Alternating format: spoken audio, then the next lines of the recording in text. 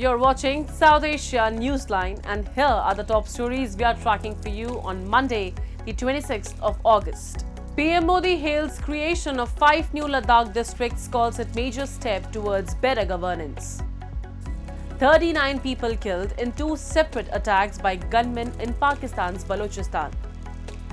And UN expresses concern over Taliban's new morality law, terms it distressing vision for women.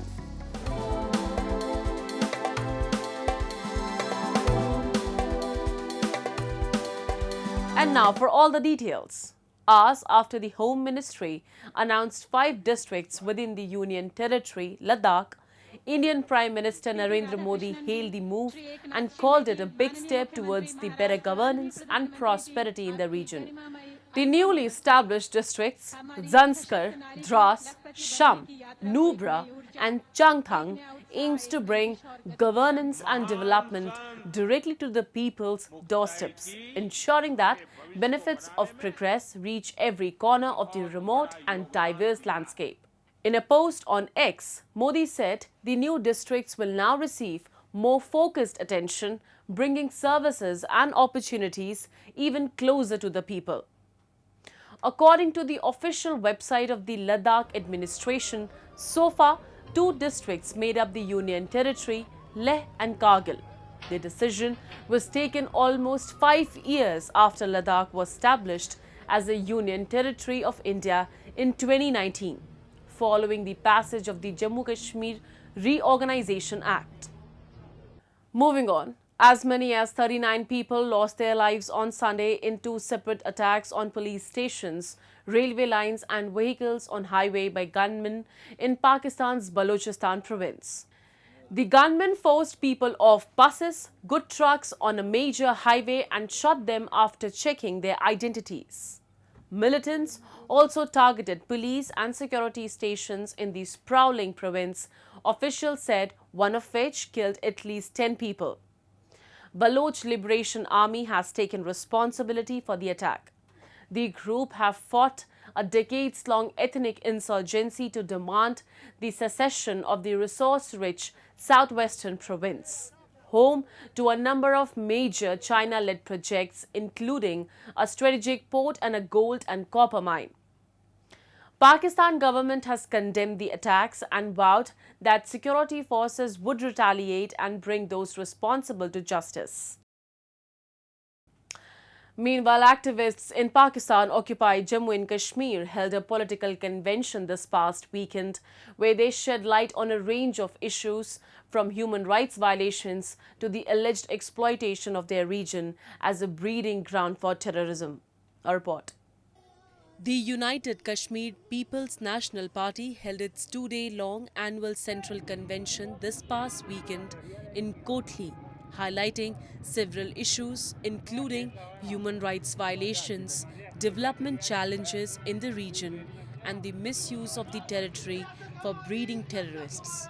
Addressing the gathering, UK PNP leader Sajith alleged that Islamabad aimed to orchestrate a genocide in the region of PoJK by deploying its forces, which resulted in the deaths of young people from the region. We will never let their sacrifices go in vain. There is only one way to achieve our goals, and that is through peaceful protest, he said. Hussain added that the movement will continue its peaceful struggle against the puppet authorities in PoJK and the rights of equality, freedom and the establishment of democracy in the region.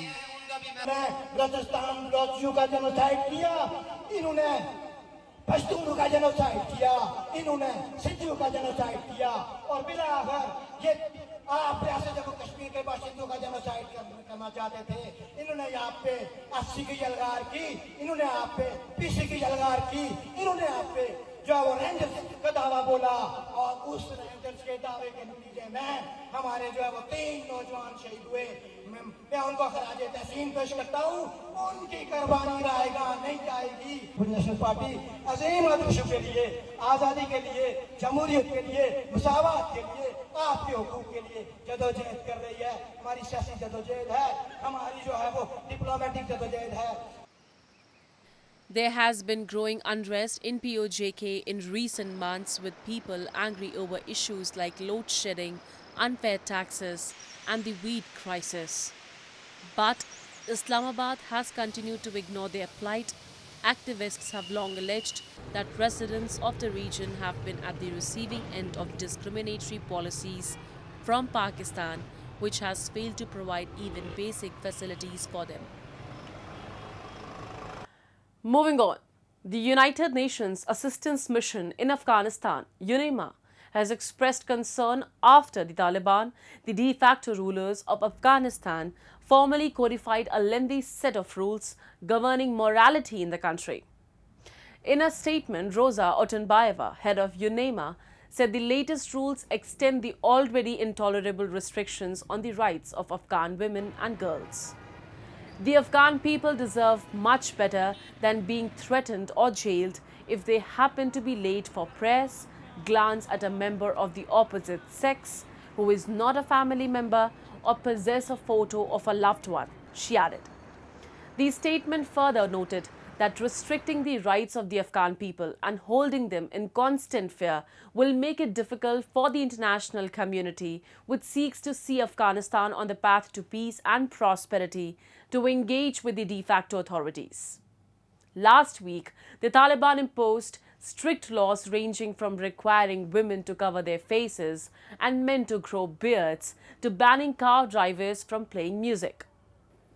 The rules, promoted as being in line with the Islamic Sharia law, are to be enforced by the Morality Ministry, which has already been enforcing similar requirements and claims to have detained thousands of people for violations. It is not clear whether the publication of these rules will lead to stricter enforcement. The restrictions on women have drawn sharp criticism from rights groups and many foreign governments since the former insurgents regained control of Afghanistan. However, the Taliban maintained they respect women's rights in accordance with their interpretation of Islamic law and local customs, asserting that these are internal matters they should be addressed locally. And heavy rains triggering flash floods in Bangladesh have killed dozens and displaced millions. Villagers were seen wading through the deep water to get the safer ground due to the severe flooding triggered by relentless monsoon rains continue to inundate parts of the country. The flood waters have left many people isolated and in urgent need of food, clean water, medicine and dry clothes, particularly in remote areas where blocked roads have hampered rescue and relief efforts. Some people in Bangladesh have alleged that the floods were caused by the opening of dammed sluice gates in neighboring India, an assertion New Delhi has denied. More than 400,000 people have taken refuge in around 3,500 shelters in the 11 flood-hit districts, where nearly 750 medical teams are on the ground to provide treatment, with the Army, the Air Force, Navy and Border Guard Bangladesh assisting in rescue operations. The Bangladesh Meteorological Department has warned that the flood conditions could persist if the monsoon rains continue, as water levels are receding very slowly. Moving on, Sri Lankan President Ranil Wickremeinghe this past weekend challenged his fellow presidential candidate Sajith Premadasa and Anura Kumara Dissanayake to participate in an open discussion with the International Monetary Fund. The president said that the outcome will allow the entire nation to assess the truthfulness of their public promises and statements. Wickremeinghe highlighted that altering the agreement with the IMF is not feasible and also emphasized that such challenges could lead to economic collapse, with the fellow opponents misleading promises of reduced prices. He also asked the opponents to immediately present any alternative solutions and seek their opinion during the discussion with the International Monetary Fund. The island nation will go to polls on September 21st. A record number of 39 candidates are in the fray for the upcoming presidential election. And devotees across India and Nepal on Monday thronged temples to celebrate the festival of Janmashtami, which marks the birth of Hindu Lord Krishna. Devotees performed prayers, sang devotional songs and observed a fast to mark the occasion. Take a look. Scores of devotees flocked to temples to mark the auspicious festival of Janmashtami, the birth anniversary of Lord Krishna, the Hindu god of protection in Mathura, a northern Indian city considered to be his birthplace. On this occasion, priests at Sri Krishna Janmashtami performed several rituals, including the holy ritual of lights known as Aarti for Lord Krishna and his consort Radha. Similar scenes were witnessed in ISKCON temples across the country, where devotees gathered in large numbers from early morning to pay their obeisance to the deity. तो भक्तों का तांता आप देख रहे हैं लगा हुआ है और सब बड़े भाव से श्रद्धा से ठाकुर के चरणों में अपनी अपनी मनोकामनाएं रख रहे हैं, दर्शन कर रहे हैं। आज सुबह अभी 2:30 बजे उठ के हम 3:30 बजे लाइन में लगकर अभी दर्शन करने आए हैं। आज का दिवस पूरे ब्रह्मांड के लिए बहुत ही दिव्य है। भगवान श्री कृष्ण इस धराधाम पर अवतरित हुए। वस्तुतः वह भक्तिपति है, वह आराधनापति है जो हमें अन्य योनियों से, अन्य जो पृथ्वी पर योनियां उनसे हमें अलग करता है। Meanwhile, serpentine queues formed across Patan Darbar Square in Nepal as thousands of devotees thronged an ancient Krishna temple to celebrate the occasion. Some children and infants were dressed up as Lord Krishna and his consort Radha. Lord Krishna is considered the 8th incarnation of Lord Vishnu, the god of protection. It is believed that Lord Krishna was born in human form to kill his maternal uncle Kans, the demon king of Mathura. The occasion is particularly grand in Mathura and Vrindavan, where Krishna is believed to have spent his youth and childhood. लाउने चलन छ, झुलाइरहेको छ, गरिरहेको छ, गर्छौं। अब दिउँसभरि निलाएर व्रत बस्छौं अनि बेलुका फेरि भगवानको चाहिँ प्रसादी बनाएर, मनभोगहरू बनाएर भगवानलाई टक्राएर आरती गरेर अनि हामी प्रसादी खान्छौं। अब सके रातभरि जागराम बस्नु भन्छन्, अलि सकिदैन बाबु है। परिवारहरू सक्यो भने बस्छन्, भजन कीर्तन गर्ने, त्यही हो बा। That's all in tonight's edition. We will see you same time tomorrow. Good night.